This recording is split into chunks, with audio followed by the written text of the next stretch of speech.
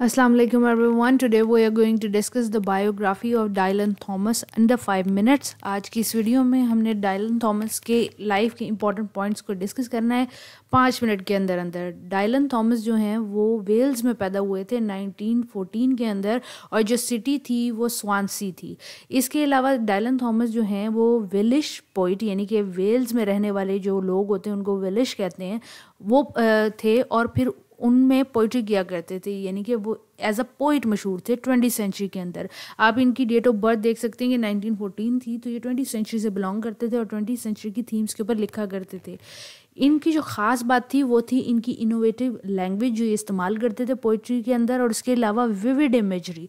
Vivid imagery से imagery तो आपको पता है कि इमेज का क्रिएट करना, किसी चीज़ को ऐसे बताना कि सेंसेस की अपील की जाए। इसके अलावा जो थॉमस हैं उन्होंने अर्ली एजुकेशन जो है स्वानसी ग्रामर स्कूल से हासिल की, फिर लंदन चले गए 1934 के अंदर, वहाँ पे लिटरेरी वर्ल्ड के अंदर इन्होंने कदम रखा।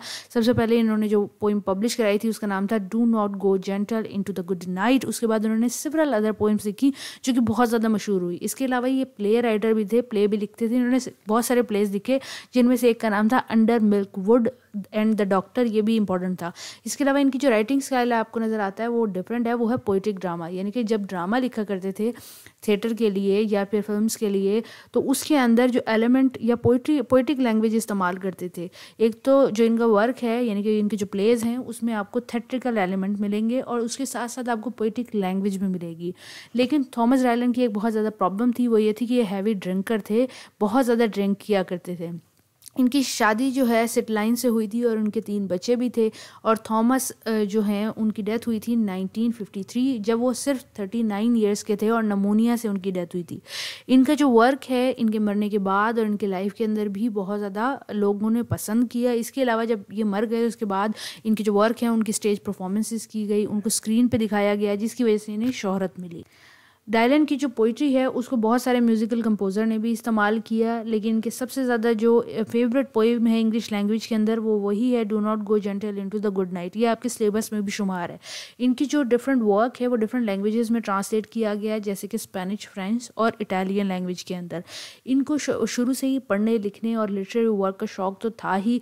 इनकी डेथ के बाद इनको ऑनररी सीट भी दी गई सवानियन यूनिवर्सिटी 1951 के अंदर। इनको क्वीन गोल्ड मेडल भी मिला पोइट्री के अंदर 1952 के अंदर। और इनका जो वर्क है वो आज के आर्टिस्ट के लिए, आज के राइटर के लिए अभी तक एज एन इंस्पिरेशन है। अगर थीम के बारे में जिक्र करें तो डायलन थॉमस ने अपने वर्क के अंदर नेचर लाजमी दिखाई है।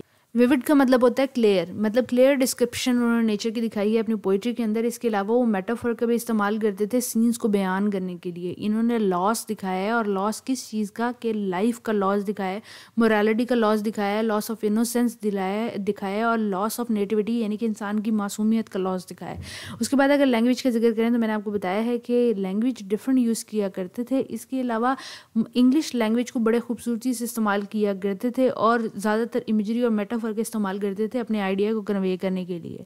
इनकी अगर थीम्स में देखें तो लव और रोमांस आपको ज़रूर मिलेगा, मेमोरी भी नज़र आएगी जिसके अंदर ये अपने नॉस्टैल्जिक पास्ट मोमेंट के बारे में बात करेंगे।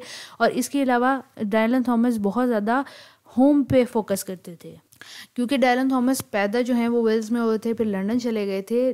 तो थॉमस डायलन की जो पोइट्री है उसके अंदर आपको लॉन्गिंगनेस नज़र आती है अपने होम के लिए, अपने फेमिलियर पीपल और कंफर्टेबल स्पेस के अंदर।